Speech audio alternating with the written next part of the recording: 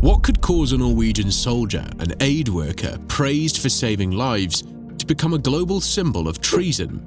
A name now used as an insult, a name that's become a dictionary synonym for betrayal. This video is a dark encounter with one of history's most feared men, and a decision that forever changed Norway's fate. This is the story of Vidkun Quisling, and how one man did the unthinkable. Quisling grew up in a small village in Norway. He had siblings, and his father worked as the local pastor. Quisling excelled in school and often helped his classmates with their studies. When he was old enough, he applied to the Norwegian Military Academy, where he graduated with some of the highest grades ever recorded, launching a promising military career. After graduation, he rose quickly through the ranks, seen as an ambitious and capable officer. In 1918, he secured his prestigious position of military attaché. A few years later, in 1921, Quisling travelled to Ukraine, then suffering through a devastating famine. He went there to aid the Ukrainian people during this time of crisis. Alongside the famous Norwegian explorer Fridtjof Nansen, he helped save hundreds of thousands of lives through humanitarian aid. But Quisling's time in Ukraine also marked a dark turning point.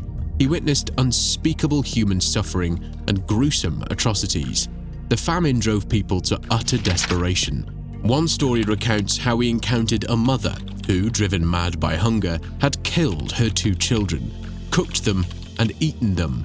When he asked why, she reportedly answered that they were the weakest in the family, and the others were starving to death. Such horrific experiences left a deep and lasting impression on him. Quisling blamed the ruling communists in Moscow for the famine. In his view, Bolshevism was the root of all evil. He believed Stalin's regime had deliberately starved the Ukrainians. From that moment on, Quisling developed a burning hatred for communism and became convinced that the Soviet Union was the greatest threat to Norway and to civilization itself. Amid the tragedy, Quisling also found unexpected love. In Kharkiv, he met a young Ukrainian girl named Alexandra, who worked as a telephone operator at the relief office. She was just 16 years old when they met in 1922, while Quisling was in his mid-30s.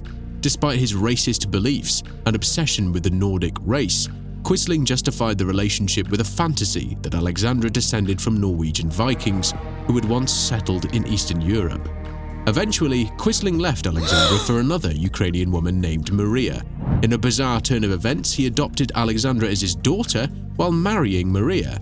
Even at this stage, it was clear Quisling was not a normal man. In 1933, Quisling founded the far-right political party National Samling, or National Unity. The party was deeply anti-Semitic and shared many of the same values as Nazism. Initially, he attracted only a few followers, more like a cult than a political movement. Over time, Quisling came to realize what seemed inevitable. He would never become prime minister through democratic means. His party's support was minimal, and the public largely rejected him. But in December 1939, Quisling made a move that would change the course of Norwegian history. In complete secrecy, Quisling boarded a night train to Berlin. His goal? To meet the man with the iconic mustache and slicked back hair, Adolf Hitler. At that point, Hitler had no plans to invade Norway. In fact, he gave Quisling a speech about why Norway should remain neutral and outside the conflict. But Quisling, through a mix of conviction and fear-mongering, did the unthinkable. He persuaded Hitler to change his mind. The meeting ended with Hitler giving the green light to invade Norway. Quisling knew what he had set in motion. He understood that his actions would alter Norway's future forever. Still, he stood by his choice. In his eyes, German occupation was not a tragedy, but the best possible future for Norway.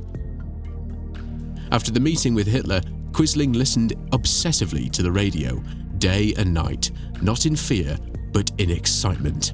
While most Norwegians feared war and invasion, Quisling hoped for it. He was perhaps one of the few people in the country who longed for German boots on Norwegian soil. And then it happened.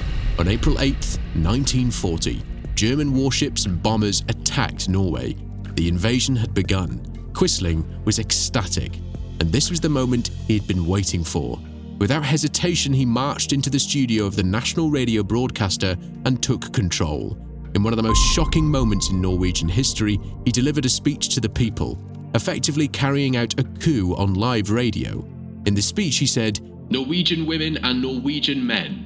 After England violated Norway's neutrality by laying minefields in Norwegian territorial waters, encountering no resistance other than the usual meaningless protests from the Nygaardsvold government, the German government offered the Norwegian government its peaceful assistance, accompanied by a solemn assurance to respect our national independence and Norwegian life and property. In response to this offer to resolve a situation that had become completely untenable for our country, the Nygaardsvold government has initiated a general mobilization and issued the futile order for Norwegian armed forces to resist the German assistance with armed force. The government itself has fled after thus recklessly gambling with the fate of the country and its inhabitants. Under these circumstances, it is the duty and right of the national unity movement to assume governmental power in order to safeguard the vital interests of the Norwegian people, as well as Norway's security and independence. We are the ones who, by virtue of the situation and the national aims of our movement, are able to do this and thereby rescue the country from the desperate situation into which the party politicians have led it. The Nygaardsvold government has resigned. The national government has assumed power, with Vidkun Quisling as head of government." The day after the coup, Quisling sent a telegram directly to Adolf Hitler. In it, he declared, "A national government has been formed under my leadership," and continued, "I thank you, and on behalf of the Norwegian people, for your magnificent help in the 11th hour. I express the sincere hope that our Germanic brother nations will create a safe and great future together in friendship and cooperation." During the war, Quisling met with Hitler a total of 11 times, more than any other Norwegian. Many of these meetings weren't about politics or military strategy, but focused on one personal battle: Quisling's hatred of Reich Commissioner Joseph Terboven. The two despised each other. Quisling considered Terboven arrogant, cold, and manipulative. Terboven in turn saw Quisling as weak, naive, and foolish. Their icy relationship lasted the entire war. And while Quisling was a traitor, he wasn't as ruthless as Terboven.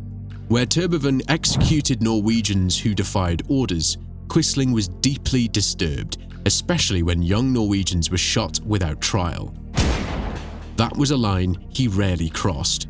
Near the end of the war, as more German officers and Norwegian Nazis were being assassinated by the resistance groups in Norway, Terboven proposed a horrific revenge: to execute 10,000 young Norwegian men, chosen at random. Hitler approved, but only if Quisling signed off on it. Here, Quisling finally refused. He wouldn't sign. The massacre never happened. In spring 1955, after Hitler took his own life in a Berlin bunker, Quisling knew the end had come, yet he chose not to flee. Convinced of his innocence, he even planned to return to his hometown and live as a pastor. He believed he could go on living as a free man. But reality caught up with him. He was arrested shortly afterward. At his trial, he denied responsibility. He claimed he knew nothing about the deportation of more than 1,000 Norwegian Jews to Auschwitz, but historians believe this was a lie. Not only was he aware, but he personally looted art and valuables from Jewish homes after families were sent to their deaths. After weeks in court, Quisling was found guilty of treason, complicity in murder, and collaboration with the enemy. The sentence was the harshest possible under Norwegian law: death by firing squad. The former aid worker in Ukraine would go down in history as the ultimate symbol of betrayal, one of the most infamous traitors of all time. After the war, Quisling's wife Maria lived quietly, but remained loyal. Until her death in 1980, she hosted meetings with remaining Nazis and publicly defended her husband. She claimed he never truly held power, that all the evil was Terboven's doing. But history tells another story.